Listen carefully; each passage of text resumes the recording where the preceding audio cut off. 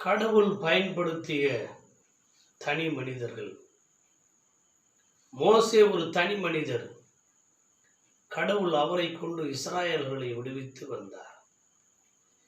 Esther ஒரு தனி மனுஷி. கடவுள் அவரை கொண்டு யூதர்களை விடுவித்தார். யோனா ஒரு தனி மனிதர். கடவுள் அவரை கொண்டு நினிவேவுக்கு அவர் வார்த்தையை பிரசங்கித்தார். பேதுரு ஒரு தனி மனிதர். 5000 பேருக்கு திருமுழுக்கு தந்தார். சமாரிய பெண் ஒரு தனி பெண். ஒரு கிராமம் முழுவதும் கடவுளை மேசியா என்று அறிவித்தார். திருத்தூதர் பவுல் ஒரு தனி மனிதர். அவரை கொண்டு கடவுள் 13 மடல்களை எழுத வைத்தார். தனி மனிதர்களை எல்லாம் கடவுள் இவ்விதமாய் பயன்படுத்துகின்ற பொழுது, தனியனாய் இருக்கிறேன், தனியலாய் இருக்கிறேன் என்று கலங்குகின்ற உங்களையும் என்னையும் ஏன் கடவுள் பயன்படுத்த மாட்டார்? ஆம், கடவுள் உங்களையும் என்னையும் பயன்படுத்துவதற்கு ஆயத்தமாக இருக்கிறார். நீங்கள் ஆயத்தம்தானா? இதோ திருவிருந்து என்னும் திருவருட்சாதனம், மார்க்குவின் நற்செய்தி நூல் 14ஆம் அத்தியாயம், திருமொழிகள் 12 26 வரையிலும் தியானிப்பதற்கு முன்பதாக என் அன்பு மனைவி ஸ்டெல்லா மேனன் அவர்கள் பாடுகின்ற ஒரு பாடலை இப்பொழுது நாம் கேட்போமா?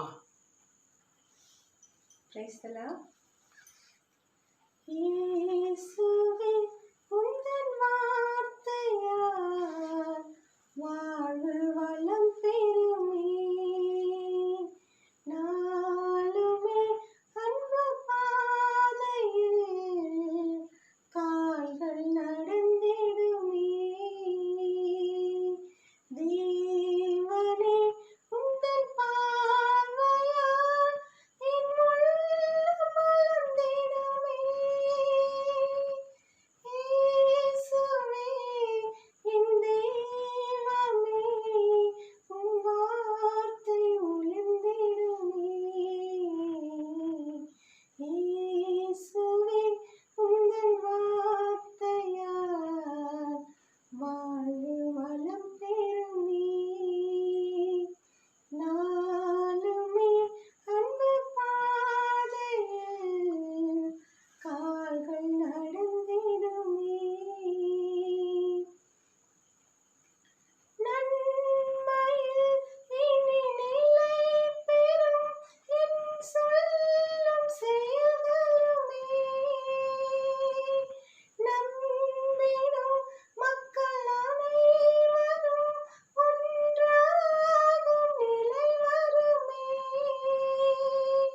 நன்மையில் இனி நிலை பெறும் என் சொல்லும் செயல்களுமே, நம்பிடும் மக்கள் அனைவரும் ஒன்றாகும் நிலை வருமே. எங்கிலும் புது விந்தைகள் உம்மை புகழ்ந்திடுமே. இயேசுவே என் தெய்வமே, உம் வார்த்தை ஒளிர்ந்திடுமே.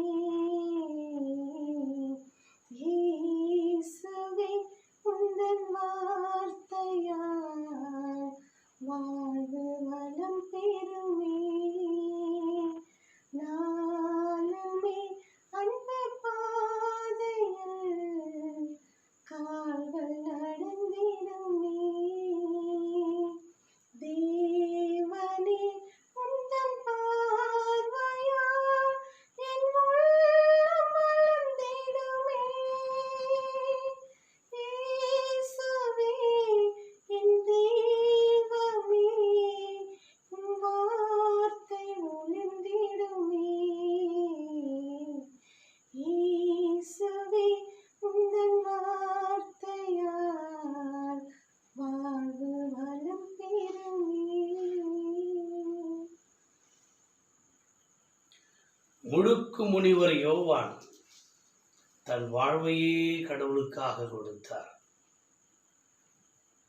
2 காசு போட்ட கைம்பெண் தாய் தனக்கு இருந்ததையெல்லாம் தியாகம் செய்தார். பேதுரு தன் எதிர்காலத்தையே கடவுளுக்கு என்று கொடுத்தார். திருத்தூதர் பவுல் தன் லட்சியத்தை எல்லாம் கடவுளுக்காக கொடுத்தார். இவர்கள் எல்லாம் தங்களையே கடவுளுக்காக கொடுத்தவர்கள். இதோ இயேசு கிறிஸ்து தம்மையே தியாக பலியாக உலகத்திற்காக கொடுத்தார். அதுவே திரு விருந்து என்கின்ற விருந்தானது. நம் இறைவர் விருந்தின் இறைவர், விருந்தை அதிகம் நேசிக்கக்கூடியவர். சாப்பாட்டிற்கும் விருந்திற்கும் வித்தியாசம் உண்டு. சாப்பாடு என்பது ஒரு மனிதன் சாப்பிடுவது, ஒரு குடும்பம் சாப்பிடுவது. விருந்து என்பது அடுத்தவர்களெல்லாம் அழைத்து கொடுப்பது.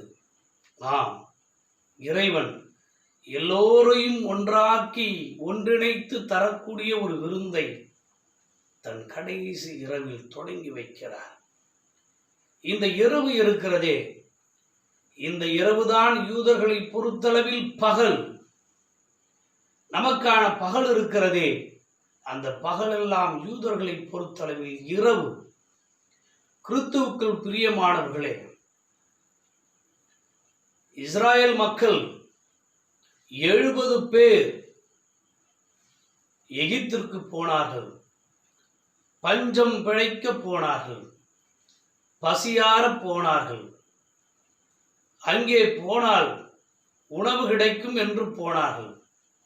ஆனால் அங்கே பஞ்சம் முடிந்து பின் தன் நாட்டிற்கு திரும்பி வந்திருக்க வேண்டும். ஆனால் அந்த நாட்டின் வளமையும் வசதியையும் அவர்கள் திரும்பி வருவதற்கான வாய்ப்பை அவர்களுக்கு உணர்த்தாமல் ஓடுகின்ற நைல் நதி, செடி தோங்குகின்ற வயல்வெளிகள், அறுவடை செய்கின்ற தானிய கதிர்கள் என்று மிகவும் வளமையோடு வாழ்ந்த அந்த வாழ்வு அடிமைத்தன வாழ்வாக மாறிப்போகும் என்கின்ற எண்ணம் இல்லாமல் அங்கேயே தங்கிவிட்டார்கள். அது இப்பொழுது அவர்கள் பூமி எங்கும் திரளாய் மாறினார்கள், எகிப்து தேசம் எங்கும் திரளாய் மாறினார்கள் என்கின்ற வாக்கு விடுதலை பயண நூல் 1ஆம் அத்தியாயத்திலே வருகிறது. அப்படியானால் இவர்கள் ராம்சேஸ் பட்டணத்தில் இருப்பதற்குத்தானே. ஆனால் அவர்கள் எப்படி எங்கும் பறந்து விரிந்து பரவினார்கள் என்று சொன்னார். இந்த வளமையான வாழ்வு, வசதியான வாழ்வு, இவைகளெல்லாம் அவர்களுக்கு கிடைத்த பொழுது அவர்கள் எகிப்து எங்கும் பரவலாக பரவி எங்கும் வாழத் தொடங்கினார்கள். அந்த வாழ்க்கையிலே ஒரு அழகான வீடு, ஆடம்பரமான வாழ்வு, மகிழ்ச்சி நிறைந்த போக்கு என்றெல்லாம் வாழ்ந்து கொண்டிருந்த பொழுதுதான் எகிப்தியர்களுடைய கண்களுக்கு அது குத்திற்று.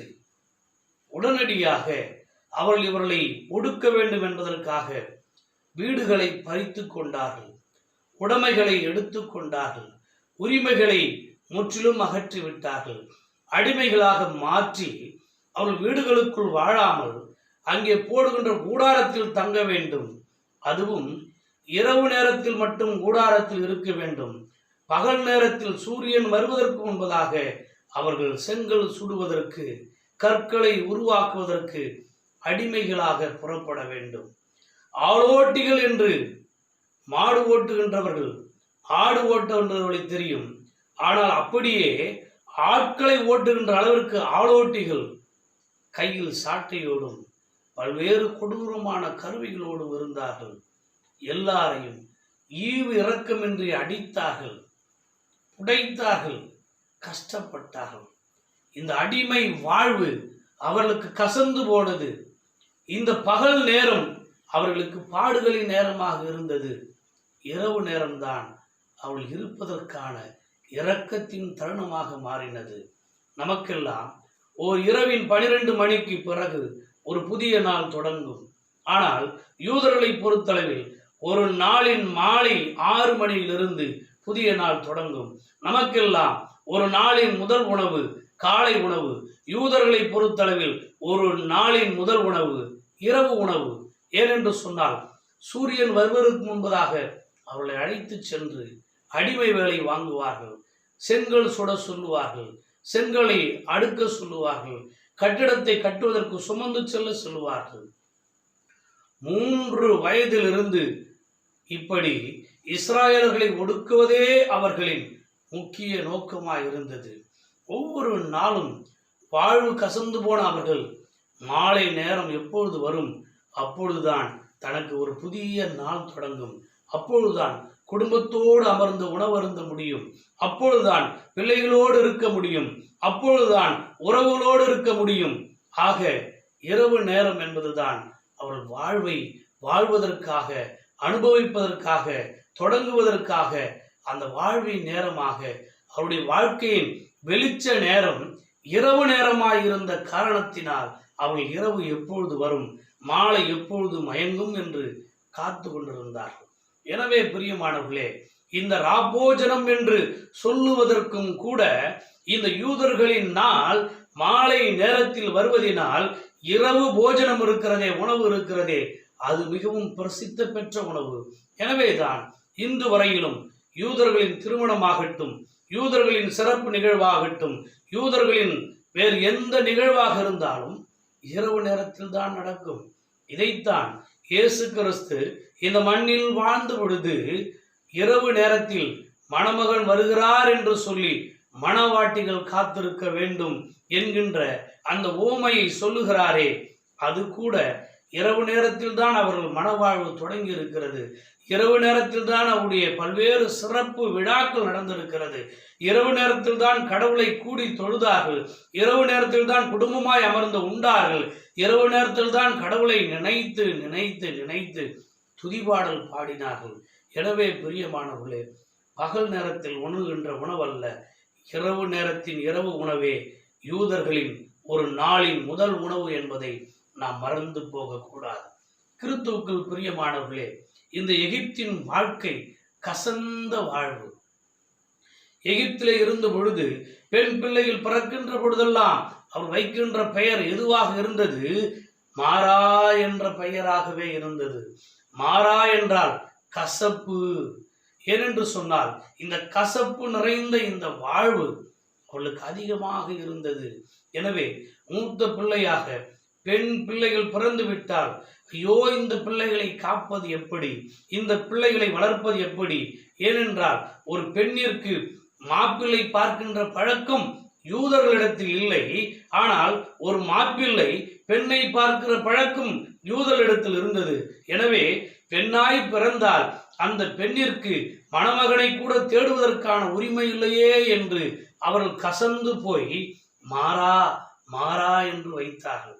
அதனுடைய கிரேக்க பெயர் மரியா மரியா என்று ஆனது. ஆம், மாறா என்றால் கசப்பு, மரியா என்றாலும் கசப்பு, துயரம். பிரியமானவர்களே, இப்படி கசந்து போன ஒரு வாழ்விலே அவள் எகிப்தில் இருந்த பொழுது ஒரு நாள் விடியாதா? ஒரு நாள் எங்கள் வாழ்க்கையிலே வெளிச்சம் தோன்றாதா? ஒரு நாள் பகல் நேரத்தில் மகிழ்ந்திருக்க முடியாதா? ஒரு நாள் கடவுள் எங்களை விடுவித்து அழைத்து செல்ல மாட்டாரா? ஐயோ, இந்த அடிமைத்தனத்தில் நாங்கள் விழுந்து அப்படியே அழிந்து போவதுதானா? யுக யுகங்களாய் நாங்கள் இப்படி கஷ்டப்படுகிறோமே. ஆண்டாண்டு காலமாக அடிமைகளாக இப்படி இவர்களிடத்தில் அடி வாங்குகிறாமே. எங்கே எங்கள் இறைவன்? எங்கே ஆபிரகாமுடைய இறைவன்? எங்கே யாக்கோபின் இறைவர்? எங்கே ஈசாக்கின் இறைவர்? எங்கே எங்களுடைய மூதாதையருடைய கடவுள் எங்கே இருக்கிறார்? எங்கள் கூக்குரல் அவர் காதுகளில் கேட்காதா? எங்கள் அழுகுரல் அவரிடத்தில் அண்டி சேராதா? எங்களுடைய கண்ணீர் அவரிடத்தில் சேராதா என்று சொல்லி கலங்கி தவித்தார்கள். உங்களுக்காக இந்த உலகத்தில் யாரும் இல்லை என்று கலங்காதீர்கள். உங்களுக்காக கண்ணீர் விடுவதற்காக 2 கண்கள் இருக்கிறது. ஆம், துடைப்பதற்காக 2 கரங்கள் இருக்கிறது. கடவுள் உங்களை தனியாக விடவில்லை, அவரும் உங்களோடு கூட இருக்கிறார். இப்பொழுது லேவி குமாரனில் ஒருவன் அங்கே ஒரு மனைவியை கொண்டான் என்கின்ற அந்த செய்தி, அவர்கள் இப்படிப்பட்ட கஷ்டத்திலும் மனவாழ்வு இல்லாமல் இல்லை, மனமுடித்து கொண்டார்கள் என்று சொல்லி இந்த இரவு நேரத்தில் நடக்கிற திருமணத்தை குறித்து தான் சொல்லுகிறது. இப்படி இருந்த இந்த மக்களுக்கு ஒரு விடுதலை வாழ்வுக்காக ஏங்கினார்கள். அந்த வாழ்வுத்தான் பாஸ்கா என்று சொல்லுகின்ற கடந்து போதல் என்கின்ற ஒரு வாழ்வு, இப்படி எல்லாவற்றையும் கடவுள் நேர்த்தியாய் செய்து அவர்களை அங்கே இருந்து விடுவிப்பதற்காக தொடங்கப்பட்ட கடவுளே கொடுத்த ஒரு விழாதான் பாஸ்கா விழா. அந்த பாஸ்கா விழாவை நினைவு கூறும் வண்ணமாக இதுவரை புளித்த மாவு, இந்த புளித்த மாவினால் சுடப்பட்ட ரொட்டி எதை காட்டுகிறது என்று சொன்னால் அது கசந்த வாழ்வு, அது மிகுந்த பாரத்தோடு நிறைந்த வாழ்வு, அது பாவம் நிறைந்த வாழ்வு, அது துயரம் நிறைந்த வாழ்வு, அது துன்பம் நிறைந்த வாழ்வு. அகத்திக்கரையை வைப்பார்கள், அதுவும் கசப்பாக இருந்தது. எனவே ஆட்டுக்கிடாயை வெட்டி அந்த இரத்தத்தை எடுத்து நிலைக்கால்களில் பூசுவார்கள். அந்த ஆட்டுக்கிடாயை அப்படியே நெருப்பிலே சுட்டு மீதி வைக்காமல் ஒரு கையில் தடியை பிடித்து கொண்டு இடையில் கச்சையை கட்டி கொண்டு எல்லோரும் சாப்பிட வேண்டும். முதல் கிண்ணம், இரண்டாம் கிண்ணம், மூன்றாம் கிண்ணம், நான்காம் கிண்ணம் என்று அவைகளெல்லாம் எடுத்து முதல் கிண்ணத்திலே உப்பு நீரை வைத்திருப்பார்கள். அந்த உப்பு நீர் இஸ்ராயேல் மக்கள் எகிப்திலே விட்ட அந்த கண்ணீரை கடவுள் நினைவு கூறுகிறார் என்று அந்த கண்ணீரின் சேகரிப்பே இந்த உப்பு நீர் என்று சொன்னார்கள். அது மட்டுமல்ல, செங்கடலை பிளந்து கடல் நீர் உப்பு நீரை பிளந்து எங்களை காத்த கடவுள் என்கின்ற அந்த நினைவையும் சூடுவதற்காகத்தான், அந்த நினைவையும் தாங்குவதற்காகத்தான் இவர்கள் புளிப்பில்லாத அப்பத்தை சுட்டு அங்கே உப்பு நீரிலே தொட்டு அருந்துகின்ற அந்த உணவு. எழுந்து நின்று கால்களிலே பாதரட்சிகளை போட்டுக்கொண்டு கையிலே தடி பிடித்து கொண்டு தயாராக போக ஏற்பட்ட இந்த விழா பாஸ்கா விழா.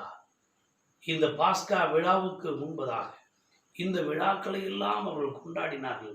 இதனை நினைவுறுவது இஸ்ராயேல் இயேசு கிறிஸ்து வாழ்ந்த காலத்திலும் மறந்து போகாமல் இந்த வரலாற்று நிகழ்வை, ஆம், கடவுள் எங்களை அடிமைத்தனத்திலிருந்து விடுவித்து வந்தார், அவருடைய வல்ல செயலை எண்ணி அவருக்கு 113ஆம் திருப்பாடல், 114ஆம் திருப்பாடல் இந்த உணவுக்கு முன்பதாக பாடுவார்கள். இந்த உணவு அருந்திய பின் 115, 16, 17, 18 என்று மீதமுள்ள திருப்பாடல்களின் பாடலை பாடுவார்கள்.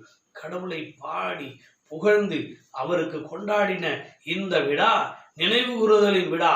அடிமைத்தனத்திலிருந்து ஒரு சுதந்திர வாழ்வு, ஒரு விடுதலை வாழ்வு, இந்த காயப்பட்ட வாழ்விலிருந்து களிப்புள்ள வாழ்வு, துயரப்பட்ட வாழ்விலிருந்து, துன்பம் நிறைந்த வாழ்விலிருந்து ஒரு துடிப்புள்ள வாழ்வு இவர்களுக்கு கிடைக்கிறது என்பதனுடைய அடையாளமாகத்தான் பாஸ்கா விழாவாக கொண்டாடப்பட்டார். இதைத்தான் மார்க்குவின் நற்செய்தி நூல் 14ஆம் அத்தியாயம் திருமொழிகள் 12 26 வரையிலும் படிக்கின்றோம். பிரியமானவர்களே, இந்த விழாவை இயேசுபிரான் எவ்வளவு நேர்த்தியாய் நடத்துகிறார் என்று நீங்கள் பாருங்கள். 102வது கேள்வியை இயேசுபிரான் கேட்கிறார். என்ன, பஸ்கா விழாவை கொண்டாடுவதற்கு நீங்கள் என்ன ஆயத்தம் செய்திருக்கிறீர்கள் என்கின்ற கேள்வி 102வது கேள்வியாக இந்த புதிய ஏற்பாட்டின் நற்செய்தி பாடங்களிலே வருகின்றது. அப்பொழுது 2 சீடர்களை அழைத்து எதிரிலே இருக்கிற நகரத்துக்கு போங்கள், அங்கே ஒரு மனிதன் தண்ணீர் மண் குடத்தை சுமந்து வருவதை காண்பீர்கள். இந்த வரலாற்று உண்மை கூட வழக்கமாக யூத முறைமையின்படி, யூத வழக்கத்தின்படி பெண்கள் தான் தோல் பைகளிலும் கற்சாடிகளை போன்ற பாத்திரங்களிலும் அவர்கள் தண்ணீரை சுமந்து செல்வார்கள். முதல் முறையாக மண் குடத்தில் ஒரு ஆண் தண்ணீரை சுமந்து போகின்ற ஒரு காட்சியை காண்பீர்கள். அவனை பின்தொடர்ந்து போங்கள் என்று. இவர்கள் ஊருக்குள்ளாக போகின்ற பொழுது அம்மனிதர் எதிர்கொண்டு வந்தார். அவரையே பின்தொடர்ந்து போனார்கள். ஆண்டவருடைய இந்த விழாவை கொண்டாடுவதற்கு, பாஸ்கா விழாவை கொண்டாடுவதற்கு இடம் வேண்டும் என்று சொன்னவுடனே மேல் வீட்டு அறை, மிகப்பெரிய அறை தயார்படுத்தப்பட்ட நிலையிலே இருப்பதை கண்டு மிகவும் ஆச்சரியப்பட்டார்கள். கிறிஸ்துவுக்குள் பிரியமான என் அன்பு சகோதரனே, சகோதரியே, நீங்களும் நானும் தான் கடவுளுக்கு காணிக்கை கொடுக்க வேண்டும். நீங்களும் நானும் தான் மிகவும் முக்கியமானவர்கள். நான் இல்லை என்றால் ஒன்றும் இல்லை, எல்லாம் நான் தான் என்று சொல்லி திரிகின்ற மனிதர்களின் மத்தியில் சொல்லாமல் சாதித்து காட்டுகின்ற சாதனையாளராக இயேசு கிறிஸ்து சீடர்களோடு இருந்த அவர் திடீரென்று 2 நபர்களை அனுப்பினார். ஆயத்தமாக இருக்கின்ற மேல் வீட்டு அறை மிக ஆயத்தமாக இருந்தது. எல்லாரையும் அழைத்து கொண்டு போகிறார். யோசித்து பாருங்கள், நாளையின் நேரம் அவர் உயிரோடு இருக்க போவதில்லை. நாளையின் நேரம் அவருடைய வாழ்வு இருக்க போவதில்லை. நாளையின் நேரம் அவர் இறந்துவிட வேண்டும் என்று ஏற்கனவே முடிவு செய்யப்பட்டாயிற்று. 3 மணிக்கு அடிக்கப்படுகின்ற ஆட்டுக்குட்டியாக இறந்து போக வேண்டிய இந்த இயேசு கிறிஸ்து மிகவும் இயல்பாக தனக்கு என்ன நடக்கப் போகிறது என்று அவருக்கு தெரியும். எத்தகைய சூழ்நிலையிலே அவர் போகிறார் என்பது முழுமையாக தெரிந்திருந்தவர் சீடர்களோடு அமர்ந்து அந்த பாஸ்கா விழாவை கொண்டாடுவதற்கு முன்பதாக அந்த தொடக்க வழிபாடுகளை அல்லது தொடக்க நிகழ்வுகளை நடத்தினவராக அந்த விருந்திலே அவர் பங்கெடுக்கிறார். இப்பொழுது நற்கருணை வழிபாடு என்கின்ற அந்த யூக்கரைஸ்ட் என்கின்ற நற்கருணை வழிபாடு இன்னும் தொடங்கவில்லை. அதற்கு முன்பதாக யோவானின் நற்செய்தி நூல் 13ஆம் அத்தியாயம் 30ஆம் திருமொழியை பார்க்கின்ற பொழுது அவர் இந்த கசப்பு நிறைந்த தண்ணீரிலே ரொட்டியை எடுத்து பிட்டு அதை தொட்டு யூதாசுக்கு கொடுத்த பொழுது யூதாஸ் அதை வாங்குகிறார். மீண்டும் இயேசு கிறிஸ்து சொல்லுகிறார், என்னை காட்டி கொடுக்க போகிறவர் நம்மிலே ஒருவர் என்பதை சொல்லுகிறார். ஏன் இதை சொல்லுகிறார்? அவர் சொல்லாமல் இருந்திருக்கலாம். ஆனால் இப்பொழுதாகிலும் அவர் மனம் திரும்புகின்ற ஒரு வாய்ப்பை அவருக்கு தருகிறார். எப்பொழுதுமே கடவுளும் கடவுளுடைய மக்களும் நம் மீது ஒன்றை திணிப்பவர்களாக இருக்க மாட்டார்கள். இதை ஏதேனின் தோட்டத்திலிருந்து நாம் கண்டுபிடிக்க முடியும். ஏதேன் தோட்டத்திலே எல்லா மரங்களையும் வைத்தார். நன்மை தீமை அறிகின்ற மரத்தையும் வைத்தார். இவைகளெல்லாம் உண்ணலாம், இவைகளை உண்ணல் ஆகாது என்று சொன்னார். ஆனால் அங்கே முடிவெடுக்க வேண்டிய அந்த வாய்ப்பை கடவுள் ஆதாமிடத்தில் கொடுத்தாரே ஒழிய அவர் எடுத்துக்கொள்ளவில்லை. அப்படித்தான் இந்த இடத்திலும் இயேசு கிறிஸ்து முடிவெடுக்க வேண்டிய, தன்னை திருத்திக் கொள்ள வேண்டிய, தன்னை சரிப்படுத்திக் கொள்ள வேண்டிய ஒரு வாய்ப்பை யூதாசினிடத்திலே கொடுத்தாரே ஒழிய தான் அதன் மீது திணிக்கவில்லை. எதை நீ செய்ய வேண்டும் என்று நினைக்கிறாயோ அதை நீ இப்பொழுது போய் செய் என்று சொல்லுகிறார். உடனே யூதாஸ் எழுந்து போகிறான். அந்த நேரம் இரவு நேரமாய் இருந்தது என்று 13ஆம் அத்தியாயம் யோவானின் நற்செய்தி நூல் 30ஆம் திருமொழி தெளிவாக சொல்லுகிறது. பிரியமானவர்களே, அப்படியானால் இந்த நற்கருணை வழிபாட்டிலே இருட்டு ஆக்கிரமித்து கொண்டிருக்கிற மனநிலையோடு ஒரு மனிதர் பங்கு பெற முடியாது. கொடூரமான எண்ணத்தை சுமந்து கொண்டு இந்த நற்கருணை வழிபாட்டில் ஒரு மனிதன் இருக்க முடியாது. தீமையான எண்ணங்களை அப்படியே தன்னுடைய மனங்களிலே போட்டு தேக்கிக் கொண்டு நற்கருணையிலே பங்கெடுத்தல் என்பது கூடாது. ஆம், ஒரு கொடூரமான எண்ணம் படைத்த யூதாசு கூட புறப்பட்டு வெளியேறிவிட்ட பிறகுதான் நற்கருணையே இந்த உலகத்திற்கு அறிமுகம் செய்கிறார் எல்லாம் உள்ள இறைமைந்தராம் இயேசு கிறிஸ்து. ஆக இந்த நற்கருணை என்பது அபத்தமாக தகுதி இல்லாத நிலைமையிலே இருக்கிற எவரும் இதை பெறலாகாது. நாம் நம்முடைய பாவங்களை அறிக்கையிட்டு நம்மை நாமே கடவுளின் கரத்திலே ஒப்பு கொடுத்து இந்த நற்கருணையை பெறுவோம் என்று சொன்னால் அதற்கு தகுதியுடையவர்களாக நீங்களும் நானும் நம்முடைய தகுதியின்மையே கடவுளிடத்தில் ஒப்பு கொடுத்து விட்டு அந்த நற்கருணையை, அந்த திருவிருந்தை நீங்களும் நானும் பெற வேண்டும். பிரியமானவர்களே, தமிழிலே ஒரு பழமொழி உண்டு, உண்டி கொடுத்தோர் உயிர் கொடுத்தோர் என்று. உண்டி என்றால் உணவு கொடுத்தவர், உயிரை கொடுத்தவர் என்று பொருள். ஆனால் இங்கே இயேசு கிறிஸ்து அப்பத்தை எடுத்து பிட்டு நன்றி செலுத்தி அவரிடத்தில் கொடுத்து இது என் உடல் என்கிறார். அப்படியானால் தன் உயிரையே உணவாக தருகிறார். தன் உயிரையே உணவாக தருகின்ற இந்த இயேசு கிறிஸ்து இது வெறும் சாதாரணமான விருந்தல்ல, இது திருவிருந்து, இது புனிதமான விருந்து. இந்த திருப்பலி ஆடாகிய நிசான் மாதம் 14, 15ஆம் தேதியில் சரியாக வெள்ளிக்கிழமை மாலை 3 மணி அளவிலே திருப்பலியாக போகின்ற அந்த பரிசுத்த தூய ஆடாக நானே இருக்கிறேன் என்று சொல்லி தன்னையே பலியாக கொடுத்து இந்த இடத்தில் இந்த திருவிருந்தை தொடங்கி வைக்கிறார் என்கின்ற அந்த அனுபவத்தோடு பாருங்கள். இந்த நிகழ்வுக்கு பிறகு அவர் ஒலிவமலைக்கு அருகே உள்ள கெத்செமனே தோட்டத்திற்கு போகிறார்.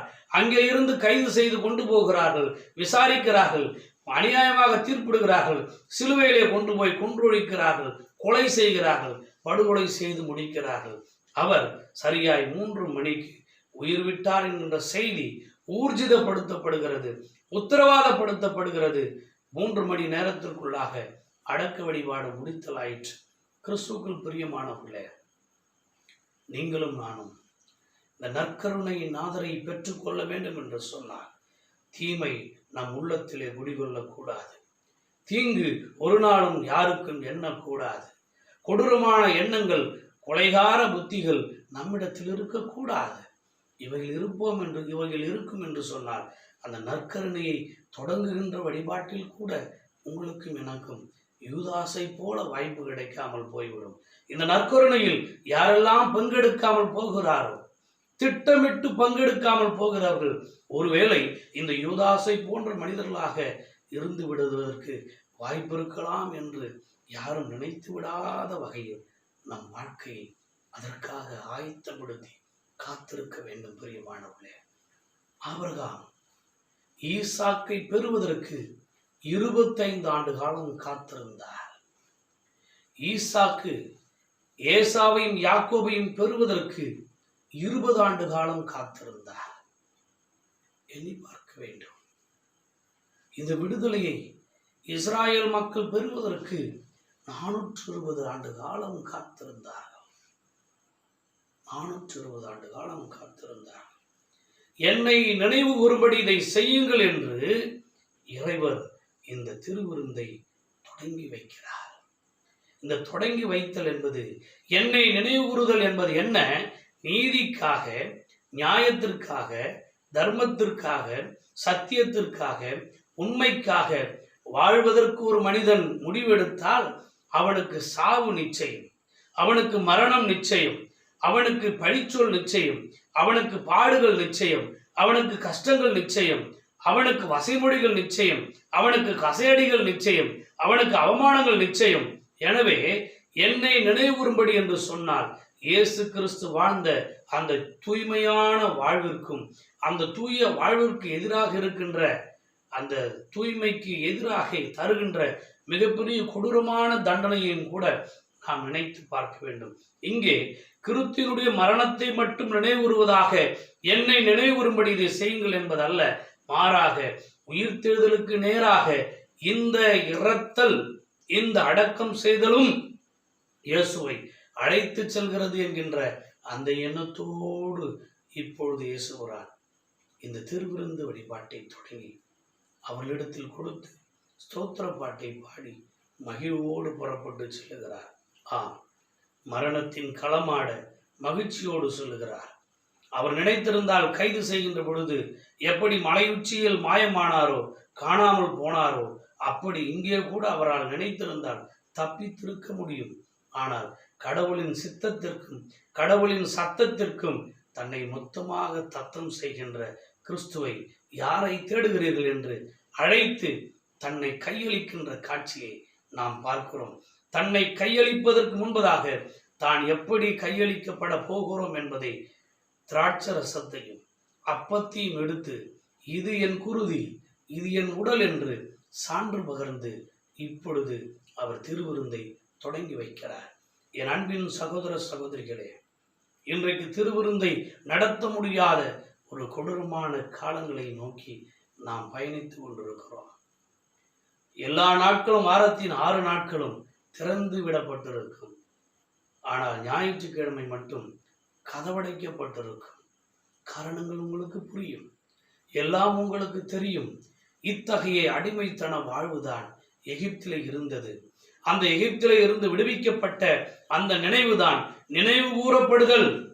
அதுதான் பாஸ்கா விழா, கடத்தல், கடந்து வருதல் என்கின்ற விழா.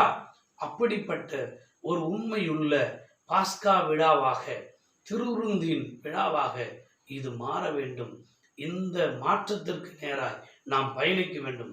அதற்காக கிறிஸ்துவ இறை மக்கள் யாவரும் கடவுளின் திருப்பாதத்திலே ஒன்றாயிருந்து, நன்றாயிருந்து, இன்றே இருந்து பயணிக்க வேண்டும். பிரியமானவர்களே, இயேசுவை பெற்றெடுத்த அந்த தாய் அந்த குழந்தையை தீவன தொட்டியில் கிடத்தினார்.